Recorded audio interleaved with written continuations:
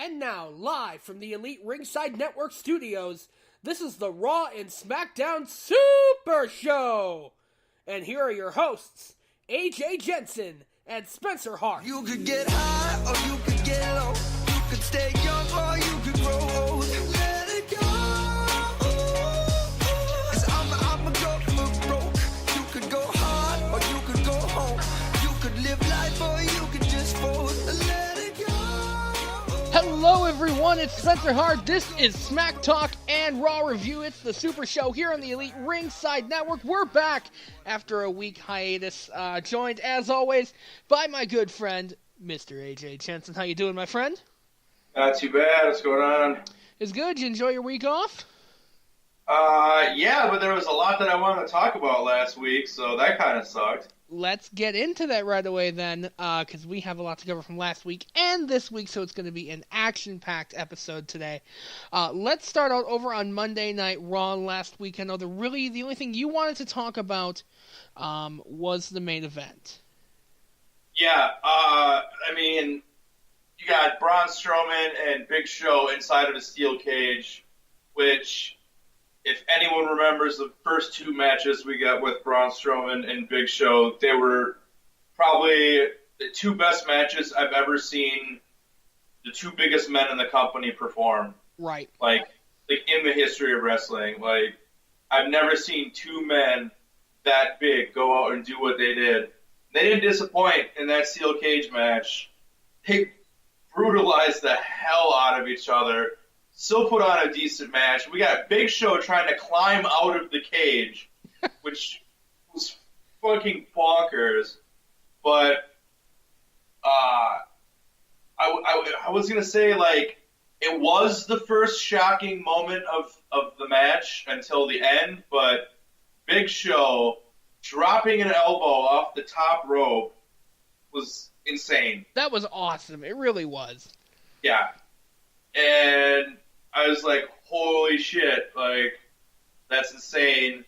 But then Strowman gets the victory, and then he power slams Big Show through the door. Now, this was something that I had said, I don't know if I said it to you or Chris or someone. I was like, Big Show's going through that fucking cage. Like, you know it. Like, yeah. It didn't happen during the match, and I can see why that would make sense, but, I mean, I think it was Chris was like, yeah, well, if Big Show went through the cage, then he would win the match, and it's like, well, at that point, it wouldn't even matter, like, who won the match. It's like, no. He won, but he's dead. Yeah. And, Jesus, that looks so nasty. And it looked like it hurt so bad. And props to Big Show, because, damn. Yeah. From what I've heard as well, the sounds like it's going to be his last match. I don't know if it's last match period, but for a while, because he's having hip surgery. So he's going to be out for quite a long time. Yeah, that match was made to write him off television for a while. Yeah. Like you said, it's just rumors, but one of the articles I read said depending on how his hip surgery goes, that might have been his last singles match, like, ever. Yeah. And they didn't really show it on Raw, but I guess afterwards, there was, like, a big moment between the Big Show and the crowd. Yeah. Where he was waving to the crowd and everything, and the crowd was chanting, like, thank you, Big Show, or something like that. Mm-hmm. And it just kind of seems to me it's like one of those moments where, okay, maybe it's his last. I don't know. Mm-hmm. Like, you don't just go out and do that for no reason. Right, I completely agree. Other than to write him off for an injury, you just when a superstar leaves the arena, kind of saying goodbye to the WWE universe, that's a pretty good clue that, hey, yeah, I might not be back for a while. And I think it all depends on his hip surgery too, because especially with how big he is, who knows if he'll be as mobile, if the hip will be able to take it. I mean, who knows? Right. Hip surgery is not an easy thing to come back from. I've never had it, but I've had family members that have, and it takes them a long time just to even get back on their feet, let alone professionally wrestle. Yeah. So it could be a long time, if ever, if we see Big Show back in the ring as a singles competitor. So if that's the case, Big Show, we owe a lot to you. I love it too because like Braun Strowman in real life really seems like such a humble guy. Because I guess he was on Twitter afterwards just praising Big Show and thanking him for not just that match, but all 3 matches that they had together. Mm-hmm. And it's cool to see that respect there. Right. That goes along the lines of, yeah, they're enemies in, kayfabe storyline, but in real life, the guy has a lot of respect for Big Show, and a lot of people do. Yeah. Unlike what's going on with Enzo. Yeah. We'll get into that.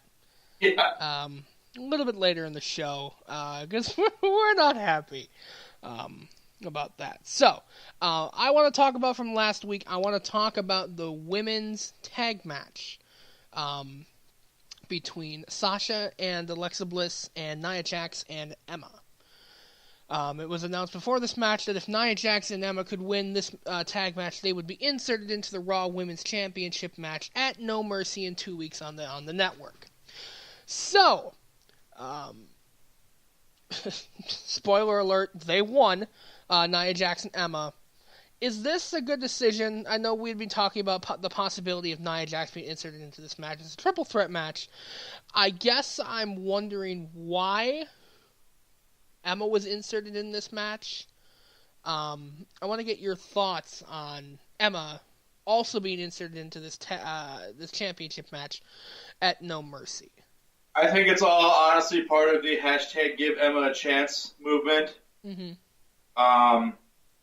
She had a decent match. It wasn't anything too amazing, but she had a decent match with Mickie James not that long ago where she went over. It wasn't anything to write home about, but as of late, it was probably one of her better matches.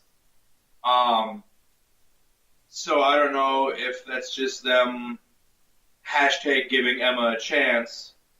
Maybe see how she does with, the top girls in the company right now, at least on Raw. But there's a couple of things I want to talk about here. One, that fucking moment we got where Alexa Bliss turned around and Nia Jax was right there, and Alexa Bliss had the sheer look of horror and screamed and jumped. I fucking died when that happened. I was laughing my ass off. I'm like, I don't know if that was improv or what, but that was just freaking genius. I love that that freaking moment of that match. The rumor is right now Nia Jax is going to go over at No Mercy. I hope so. But she's not holding it long. Yeah. Because we all know who's making her Monday Night Raw debut. Oh, God, I completely very, forgot. very soon. And the rumor I read is they're going to put it right on her. That, of course, being Asuka. I know. Which, why did they put her on Monday Night Raw? I don't get it. I saw an article where they said they feel the depth of the Monday Night women's roster is not as evolved or as good as SmackDown's, and I'm like, no.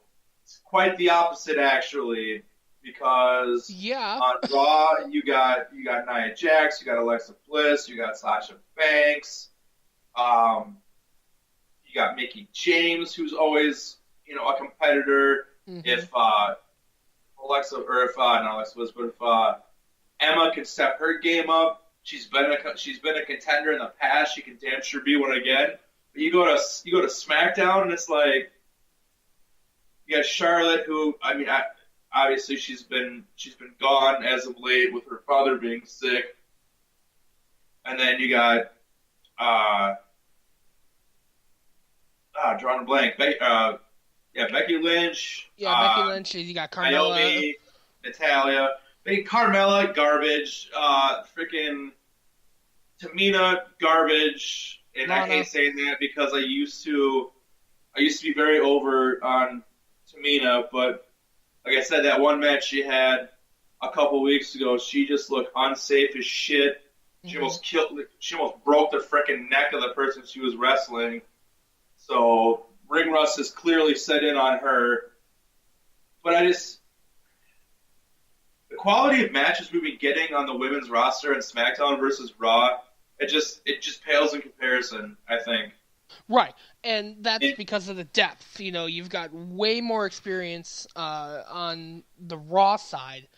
Well, it's shocking to me because, you know, you got the Becky Lynch, you got Naomi, you got Natalya, and Natalya and Naomi's match was good at the pay-per-view, and actually last night, they had a decent match as well. But Becky Lynch hasn't really done anything lately that's impressed me. No. She's kind of dropped off the radar. Like I said, Carmella's garbage. Tamina's garbage. Charlotte's been gone. I think that's one of the biggest things that's been missing in that women's division in the last few weeks has been Charlotte not being there. Mm-hmm. But yeah, I just think the Raw women's side has just been crushing it lately. Right. Yeah, and that's, like you said, going back, it's shocking that Asuka is going to be debuting on Raw. So, I honestly hope they don't put the belt immediately on Asuka. That's the plan.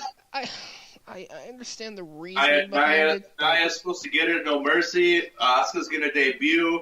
They're going to go into a thing, and Asuka's going to take it from her right away. I'm seeing a Survivor Series. Yeah. They're literally going to pick up right where they left off with her in NXT. Yeah. I don't know. Yeah, let's talk about SmackDown from last week very quickly. I think you and I are going to agree here what we want to talk about here. It is the rivalry between Kevin Owens and Shane O'Mac. It'll kind of bleed into this week as well. So I see what you did there. That was great, by the way. Anyway, we come back from a break. Kevin Owens is in the ring. And he starts talking about, Shane and everything. He starts talking about his kids and his family. And that's when Shane basically says, if you mention my kids one more time, basically don't. And so he keeps talking and talking. You shouldn't have survived that helicopter crash. Your parents would have been fine. Your wife and especially your kids. Bam! Shane clocks him in the face and just beats the snot out of him. Your whole family would have been better off if you died in that helicopter crash. I'm like, wow! Yeah. So Shane snapped and attacked Kevin Owens. Later on the night, we find out that Vince McMahon indefinitely suspends Shane McMahon, which is, let's tie that right away. This week, you just want to go right into that because it's kind of a tie-in. Yeah. So. Well, and I knew it. I'm like, right. Not really suspended. Well, it's funny because I like to show off to people that don't really watch it that much. So I was watching it with my parents last night. My sister's birthday and everything. And I grabbed my stepdad's wallet. And I wrote down on a piece of paper, Shane versus Owens at Hell in a Cell. Folded it up, put it in his wallet without him seeing. And when it happened, I'm like, John, in your right pocket, there's a piece of paper in your wallet. You want to pull that out and read that for me? I'm an idiot. But yeah, so Vince McMahon was announced to be at Sin City, SmackDown, and had a great conversation with Kevin. What I want to talk about here is the last time we saw Vince McMahon, was during the beginning parts of when Shane was coming back. And him and Shane hated each other. Now, all of a sudden... Well, it didn't. It started that way, but it didn't end that way because I want to say Shane earned Vince's respect in wrestling The Undertaker at WrestleMania. I guess you can make that argument. That's a fair point. But before you made that point, my thought was, he hated, he's talking about, kicking his ass one more time and, everything. And all of a sudden, he's right there to to have Shane kick Kevin's ass, which I'm fine with. So we find out that the reason that Vince suspended him is because he didn't get the job done. Yeah. He didn't finish him. He decides that he's going to reinstate Shane and make a match at Hell in a Cell, Which called that too, by the way. What was that? I was when this was going on, I want to say it was last week. I was actually going to bring this up Mm-hmm. If we recorded last week, I was going to bring this up, saying that okay, Vince suspends Shane because Shane can't really be in a match as general manager, so he gets suspended so he can compete in a match at Hell in a Cell. Right. And I was going to say I'm willing to bet that Shane versus Kevin Owens will be in Hell in a Cell. Right. And I think, and of course, that's exactly what happened. I think in our wrestling group, the Wisconsin Collective Wrestling Group, somebody, I don't know if it was you, made that point that, yeah, we have matches for Hell in a Cell lined up for SmackDown.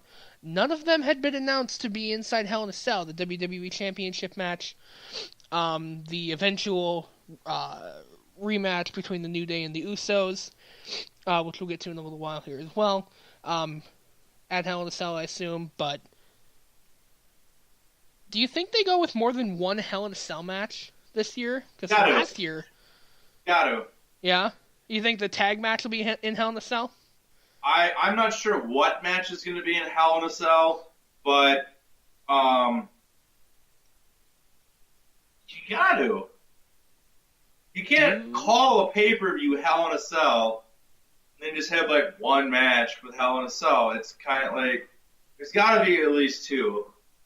I would say two at most. Yeah, two at most. And I want to say like in the last couple of years, granted it was when Raw and Smackdown were like a combined show, they had two matches, I believe. Well, they had three last year. Yeah. So, yeah, I hope there's another one. I don't know what we would get. Maybe... No. I think the only other match could be the tag match, because the women wouldn't. I mean, no offense. No disrespect to... Well, they've already done that, too. Right. I mean...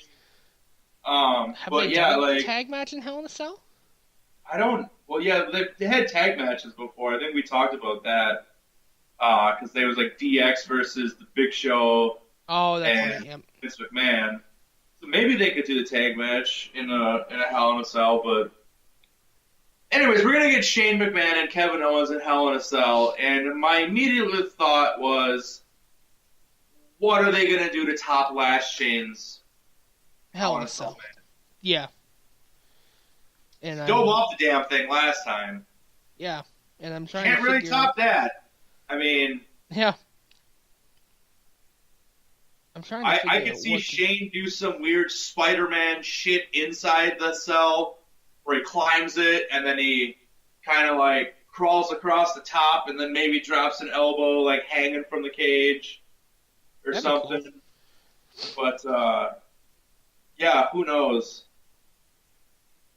Yeah, they'll have to figure out. It'll be good. It'll be great. I'm really excited for the Hell in a Cell match. I think it's going to be an amazing match. Also, from last week, we found out that Shinsuke Nakamura is now the. No, hold on. We can't skip this part. Which part? Kevin Owens and Vince. Oh, I thought we were going to do that after the break. Well, you kind of already segued into it. That's fair. Okay, with them talking, so you might as well just finish the job here because I think it makes sense to split that up. That's fair. So Jesus. after Yeah. Vince announces that it'll be Shane versus Kevin inside Hell in a Cell, what does Mr. Owens do to the chairman of the board, the owner of First, WWE? first, he shakes Vince's hand and makes Vince promise that he will not be fired for laying his hands on a McMahon Yep, or something like that. yep, Or savagely beating a McMahon or something like that. yep. Says you got it, and all of a sudden Kevin Owens just drops a nasty ass headbutt, and this Vince didn't blade. Vince did not blade this headbutt at all, because you literally see as soon as he hits the ground, his hands are nowhere near his forehead. Mm-hmm. Kevin Owens busted him open the hard way. Yep. Which I want to know, how hard was that headbutt then? Yeah, because that was an immediate blood. Like, you started seeing the blood pool up there as soon as he hit the ground. Yeah. Yeah, and before the blood started pooling, I saw Vince's hair and I'm like, oh my god, he actually hit him. Yeah. Oh my god. Then he followed that up with a super kick. A kick to the ribs. Yeah, kick to the ribs, super kick, frog splash. Yep. And the whole time I'm like, Vince can still sell like a motherfucker. Yeah. He still got it. But fucking, we always talk about how if anyone wants to get over as a babyface, to pair them up with Vince McMahon, because Vince is always the bad guy. Mm-hmm. Well, Kevin Owens just turned Vince McMahon babyface. Yep. And the crowd ate that up. Yeah. And Kevin Owens, like, so much credit to him. Like, they were, that was magic. That was one of those rare moments, like, you gotta bottle that up. And that was one of those moments, I think.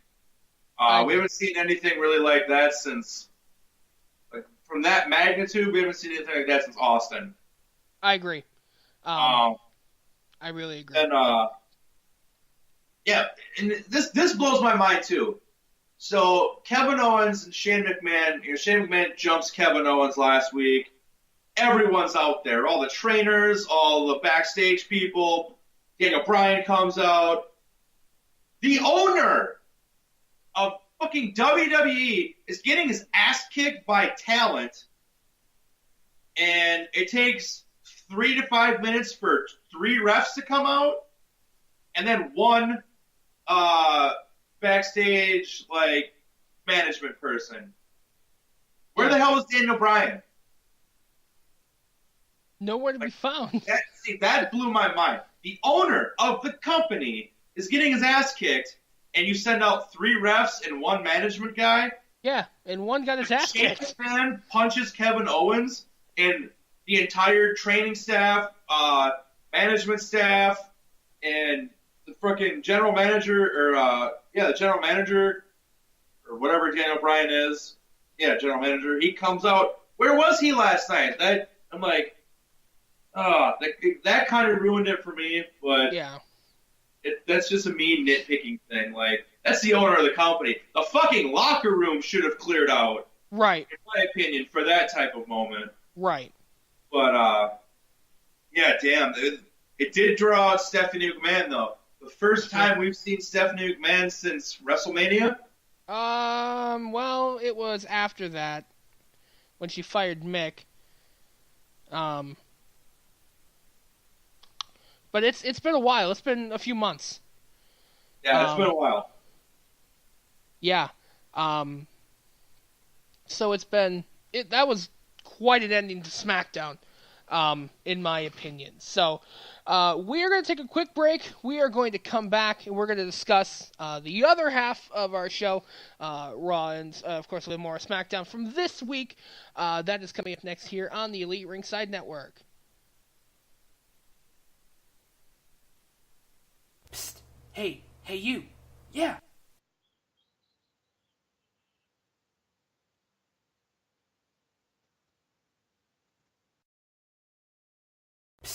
Hey, you. Yeah, I'm talking to you. Are you an energetic team player who loves to get into lengthy logical discussions about pro wrestling? The Elite Ringside Network is looking for talented individuals to join their staff today. We are looking for on-air talent, video editors, and blog writers. If you are interested in joining the ever-growing Elite Ringside Network, send your information today to EliteRingsideNetworkWI@gmail.com. Be a part of something great. Be a part of the revolution. Be a part of the Elite Ringside Network. Hey, what's going on, guys? It's Spencer Hart from the Elite Ringside Network. Wanted to let you know about some amazing news. You can now listen to all of our great programming on the new Satchel podcast player for your Android and iPhones. Here's the deal. While you're listening to us on Satchel, you can send us a few dollars to make all of our amazing shows even better. So if you're listening to us right now on Satchel, go ahead and click on that donate button to send us some much appreciated donations. And if you're not listening to us on Satchel, I mean, come on, what are you doing? Download the podcast player right now at satchelplayer.com. Exclusive friends of the Elite Ringside Network.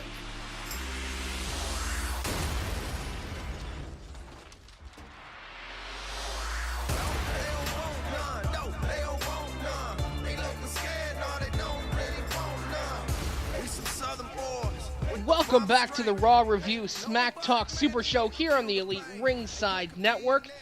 We are now going to go into Raw and a little bit more SmackDown from this week. So I want to talk again of the ever-growing feud between Roman Reigns and Mr. John Cena. I'm really getting excited for this match. And 2 weeks ago, had you told me, John Cena, Roman Reigns, I'd have been like, bathroom break. But just the way that these two have been, it almost feels like shooting on each other. Has made me really excited for this match. This whole kind of shoot kayfabe promo thing has been more frequent. I honestly can't tell you recently when it started. In my opinion, it was The Miz on Talking Smack.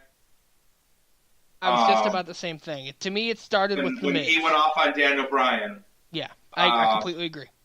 And it's started carrying on more frequently. People are doing it more. Miz has done a couple of really great ones. We'll get into one here in a little bit. Mm-hmm.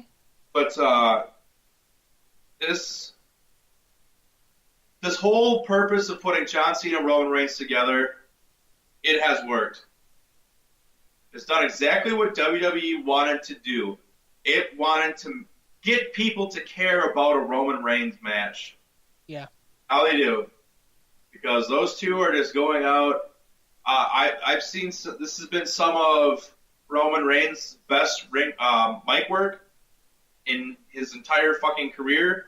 Mm-hmm. It still blows my mind that people are legit thinking that Cena is trying to put himself over because he's not. He's not. He is saying the things he's saying and doing the things he's doing because he is trying to draw that fire and that passion out of Roman Reigns, and it's working. Working. It is. It really is. And I am willing to bet that at the pay-per-view, since Cena's leaving, barring this weird fucking rumor I heard about The Undertaker showing up, which I also now heard that Undertaker and John Cena is slated for Survivor Series, which, yeah, saw that. Can't remember if that was on 434, if it was on Still Real to Us.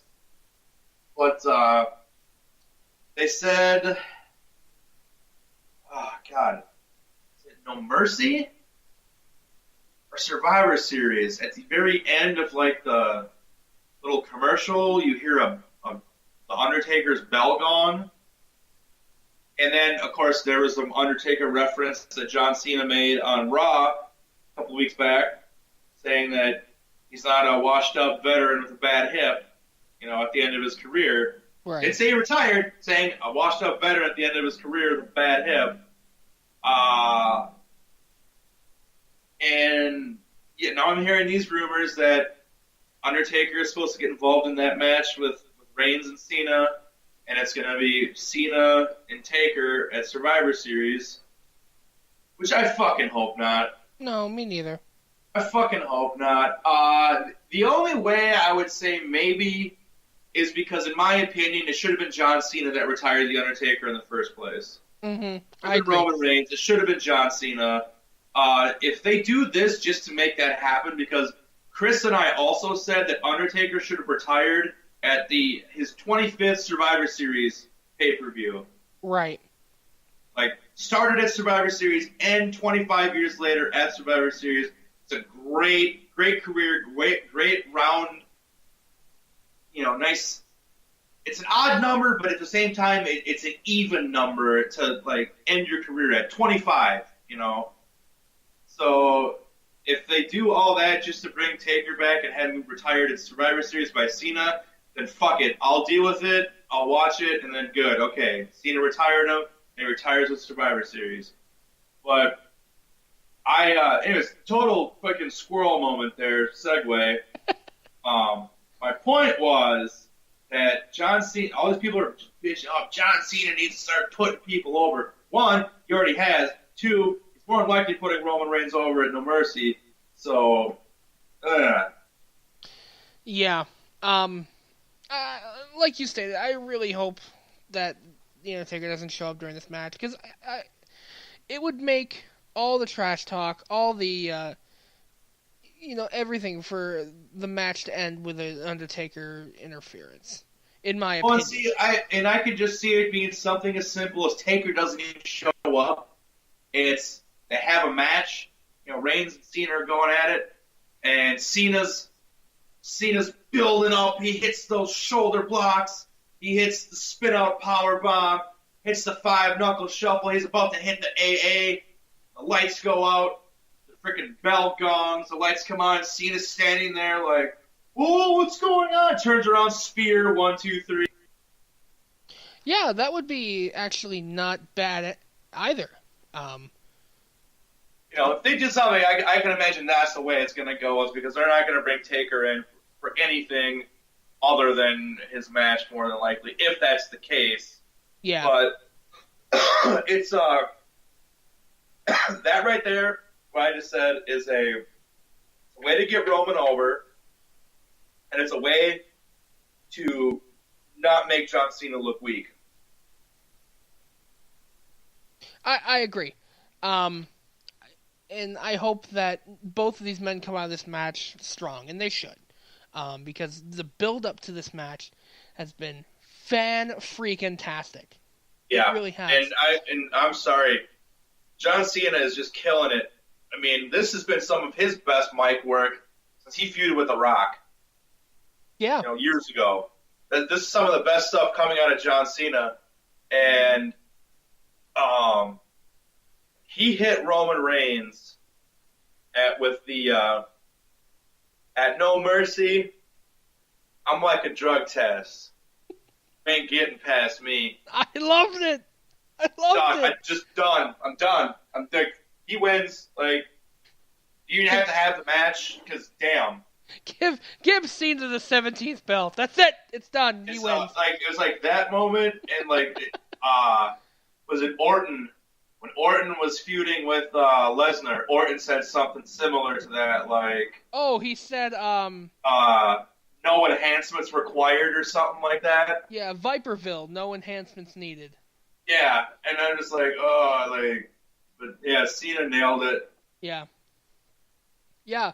But all this trash talk and everything that all these people are bitching about, I always remind them too.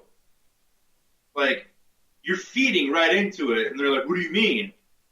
I'm like, you now care about this. Mm-hmm. You did it before all the shit talk. But now, you're invested in it. Right. Because bitching about it. Right. If you didn't care, you wouldn't talk about some sort of emotion, some sort of feeling, and you care about it, whether it's a good care or bad care. It's better than saying, I don't care at all. I might as well go take a shit during this match. Right. Like, So they're doing their job. Right, and I completely agree. Now, the other part of Raw I want to talk about here is Miz TV. Yes. So, God. first of all, congratulations to Mike and Maurice. Maurice is expecting a baby. I think. Have we confirmed that that's actually real? As far as I know, that is a legit thing. Then Mazel Tov to them. That's good, because that was a basis for an argument for John Cena and Nikki Bella last year at WrestleMania. Or this year at WrestleMania, excuse me. Now, John Cena and Nikki Bella could care less. Yep. Miz, Maurice, oh my God, fucking make it a storyline, please. Exactly. Like, I would care about that. Yeah. And as Miz is going to deliver a speech to his unborn child, Enzo Amore's music hits, and I felt for the first time in my life that I didn't like Enzo Amore. And I don't know how I feel about that. Well, he's falling off for me. And I say that, and I don't know if it was the booking or if it was like Enzo just started going on and on and on and would just talk way too much. It's like, dude, you can't talk for 4 or 5 minutes straight and keep the attention of people, especially if we have no idea what the fuck you're saying. Right. Like, he tries to throw out some of these jokes and puns and metaphors, and it's like, it's not funny if you are the only one who gets it. But, like, so he kept just going on and on and on, and maybe that's what made me stop liking them, or I don't know if they were getting booked wrong, in my opinion. I think they're the best team on Raw to not have had a tag title. Yeah. And then I was reading a interview with Big Cass where he's like, talking about Enzo's heat backstage. He's like, Enzo in real life is Enzo on TV. There's no difference. It's the same person. And then he was saying like, our feud is only storyline. It's not real. We're still friends. He's basically just saying like, sometimes Enzo needs no one to hold him and no one to fold him. Yeah. But he doesn't have that filter, and boy, did the Miz let him, well, not really let him know, but just fucking reminded him about that. Yeah. And I feel like this one that he had with Enzo, it was real. Even though, it was talking point scripted, yada, yada, yada. The emotions. Well, the stuff they've been doing with Enzo are all part of his punishment. So, like, where, like Baron Corbin, similar situation, where they'll let people just trash talk him horribly. They'll feed the announcement team negative things to say about him. If you got that, you're fucked. Yeah. Because the announce team, they're essentially the voice of your, like, they're the ones that put you over, like, commentary-wise. Right. And if they're saying bad shit about you, it's like, oh, man. Yeah. Because you're out there having your match, you're not able to defend yourself, and these people are just saying all these things. But it's the people listen to the announce team because that's what they listen to every week. Right. And, Miz just like,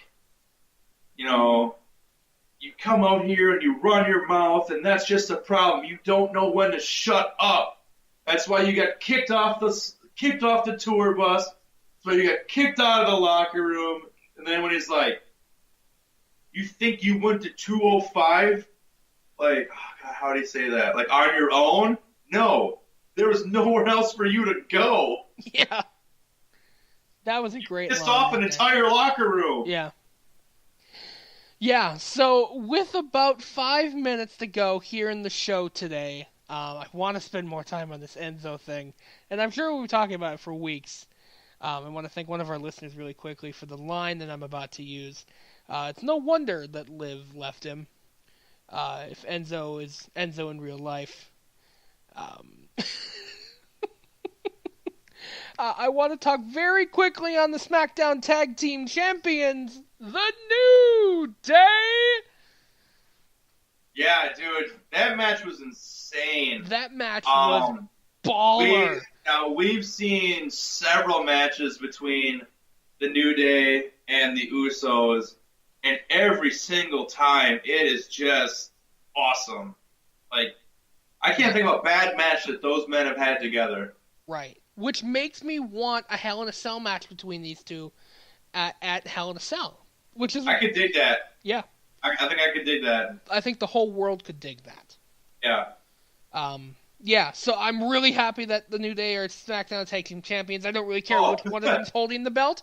Both teams, when they have a match together, just fight forever and ever and ever. Did you see the video of Big E at his home in Florida, out in his front yard during the hurricane, doing karate? Punching the air and kicking the air. That was sick. He's out there trying to fight the hurricane. Oh my god, I almost pissed my pants watching that. Also, I did not know he could kick his leg that high. Yeah, no, he's a flexible, big boy. He would have kicked Big Show right in the face if he was standing there. Yeah. Man, he is flexible. So, real quick, I know I didn't tell you about this. Winner for the week. Who's your winner for the week? Miz. Damn it, you took mine, you... It's down. Okay, with about, 2.5 minutes to go, let's discuss this. Braun Strowman. Is a winner Destroyed as well. John Cena in that match. And Brock Lesnar. Yeah, yes, Destroyed Brock Lesnar and John Cena the same night. That's a winner. Yeah. I hope Braun goes over at No Mercy. I really hope he does. He deserves it. He does. Rumor is we're not seeing Lesnar for the rest of 2017. Well, because they've used up all of his appearances already. Yeah. Yeah, so, in my opinion, The Miz is a big winner this week. He just continues to get better and better and better in my book.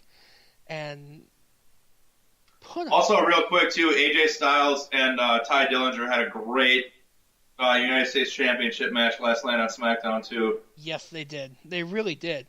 And I don't know what to do with Ty. Yeah, I don't know. I actually thought at one point he was going to win that, but... Yeah. And maybe down the road he will. Yeah. Yeah, so with about a minute left, let's get our social media in here. Follow us on Facebook, facebook.com/ERNetwork247. I am at Spencer Hart ERN. You are at AGens81. You can follow the show at ERNetwork247. And always just come and say hi. We like to get your opinions and ideas on the show and things to discuss during the show. So that is going to do it for the Raw Review Smack Talk Super Show here on the Elite Ringside Network. As always, I want to thank my great co-host, Mr. AJ Jensen. Welcome. Oh, yes, you're just the man, you. Alright, so for everybody here at the Elite Ringside Network, I want to thank everybody that listened in today. You can follow us again on our Facebook and Twitter for up-to-the-minute updates during the week and Raw and Smackdown thoughts and reviews the day of. And otherwise, you can find us here on Spreaker.com with all of our great podcasting tools. So until then, I'm Spencer Hart saying we will see you guys next week for Raw Review and Smack Talk. Have a good one. Peace.